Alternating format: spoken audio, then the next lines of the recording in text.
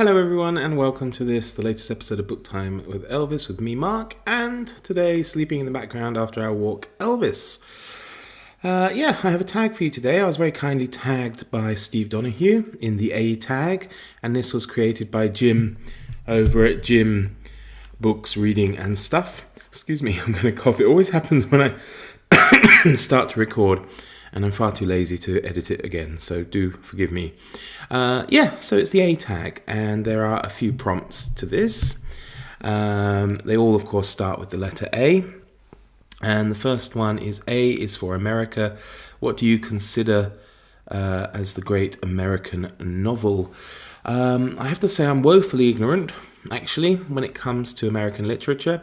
I haven't read that much, shame on me. So hopefully in my time in BookTube, I will get some good recommendations. So please do recommend some as well down below. I was thinking of the ones I have read, perhaps Of Mice and Men, maybe. I had some suggestions when I was speaking with other people about this of maybe The Grapes of Wrath, but I haven't read it yet. Catcher in the Rye, it's a controversial one, isn't it? A lot of people don't like it, but I have read it. And of course it is a famous work, American work.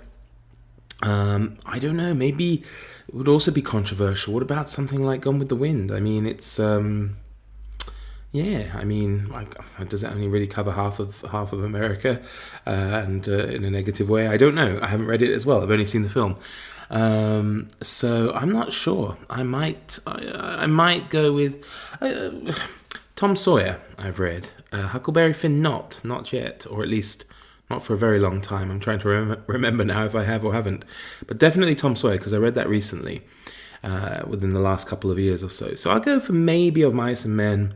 Or Tom Sawyer.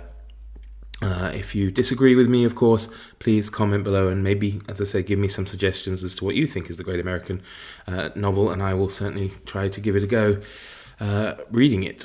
Okay. A is for arc. Which character in literature has the most interesting character arc? Gosh, I really should have researched this before I started. I looked through the prompts as well. I must have kind of missed that one. Who do I think has the most interesting character arc of books I've read? Well, there must be a few in there, mustn't there? People who kind of redeem themselves. I might go back to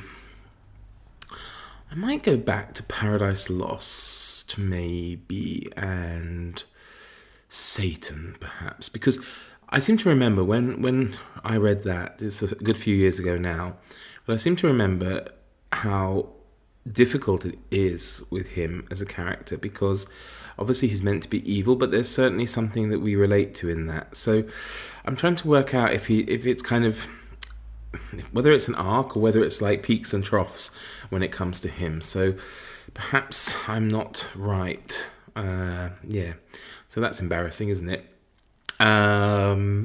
Yes. Let me come back to you on that one. Hang on. Okay, after racking my brains a little bit there, I've gone also with an old piece of literature, and I've gone with a play and a character from a play, but also, of course, a real historical character. And that's King Henry V in Shakespeare. I think the transformation of Henry from Hal to King Henry would be a good example of a character arc, and of course you can see that in Henry IV, both parts, and of course through to Henry V. So I think that would be a good one, and had that sprung to mind earlier, that would have been the one I would have chosen, and of course now I am choosing it. So that would be my example of what I think would be one of my favourite character arcs. Sorry, I'm trying to look behind the computer at the prompts.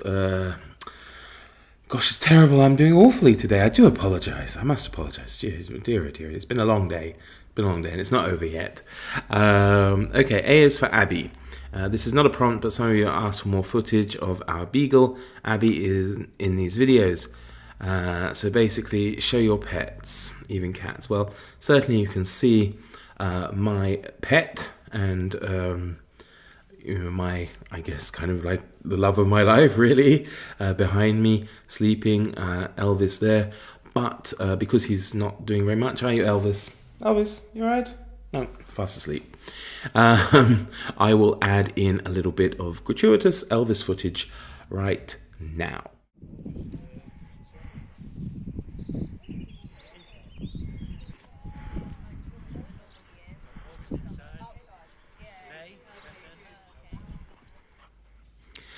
Okay, well, I hope you enjoyed that. That was a new friend of his. I was at a barbecue last weekend, and we met that other dog there. She's lovely. She's a long-haired whippet.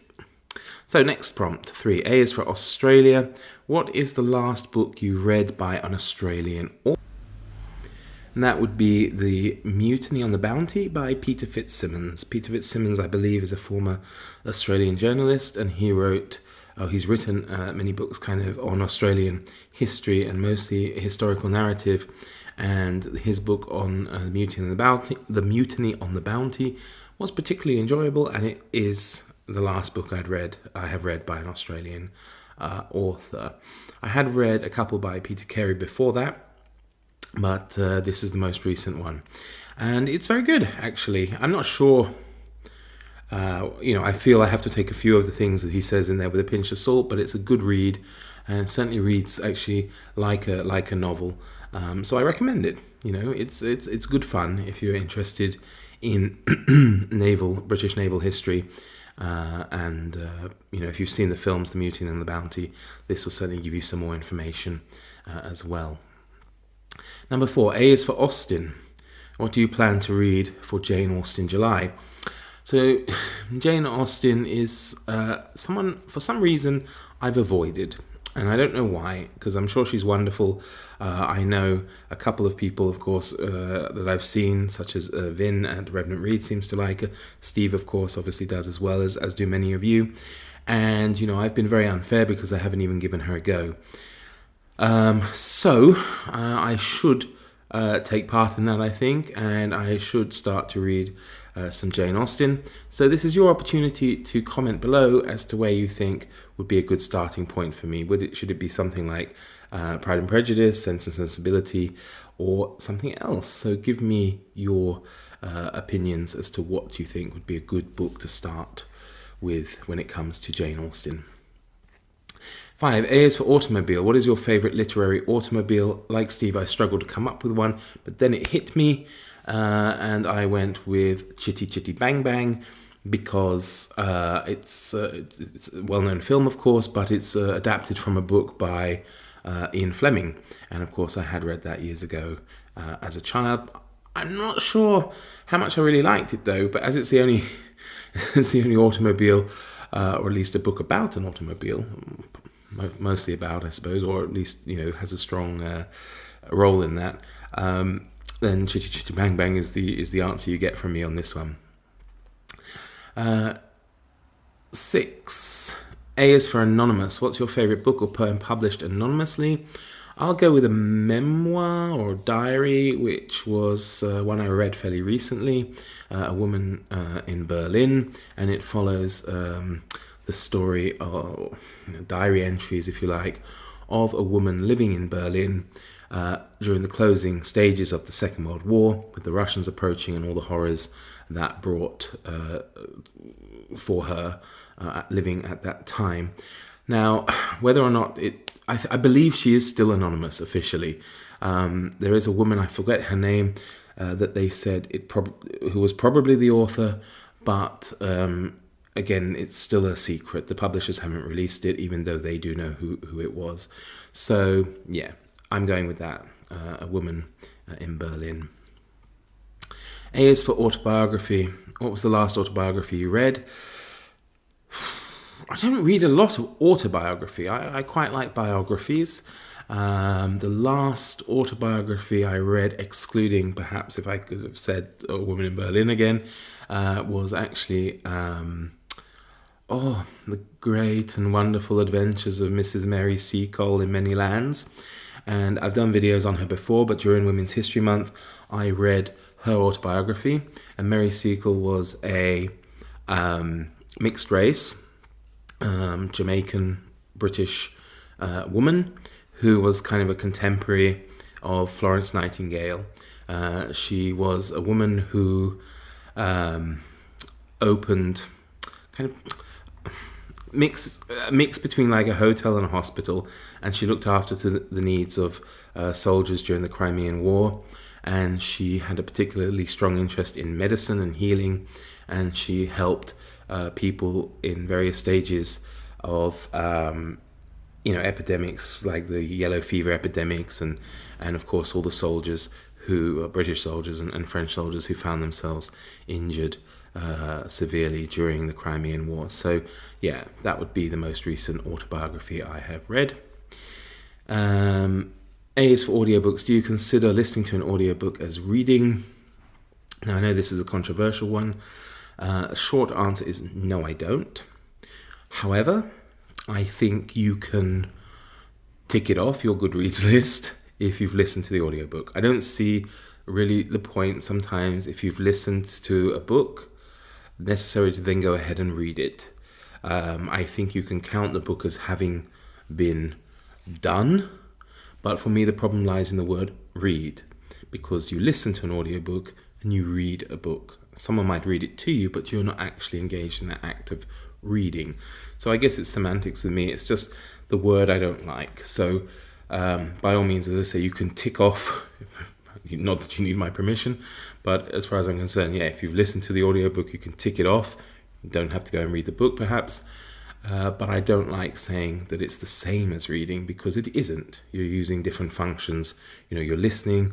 In this case, you're using your eyes instead of your ears. So to me, I think it is just a problem of terminology. So there you go. So that is that is the A tag. Thanks again to Steve for tagging me. Thanks to Jim for making it. I should tag a couple of people. I will tag Aaron Facer. I will tag Bill Rutenberg at the Rutenberg Library. I will tag Christina at Books Knitting, etc. I hope that's right, Christina. I've got a mind like a sieve actually when it comes to some of the channel names. I'll tag also Misa at Books and Sushi, and I will tag Daniel at Guilty Feet. If he hasn't been tagged already, he may well have been. So yeah, and of course anyone else who wants to do the tag. I will also tag Nadine at Tome Raider, and also I will tag Miss Reads a Lot as well. So there you go. And of course anyone else watching this who wants to do it, feel free to do so. Thank you very much for putting up with my rather jumbled and muddled tag video. I'm sorry, Jim, if I didn't do it justice, but as I say, it's been a fairly long day and I really wanted to fit a video in, and certainly I really wanted to do this tag. So thanks for watching. Stay safe and healthy, everyone, and see you all next time. Take care. All the best. Bye-bye.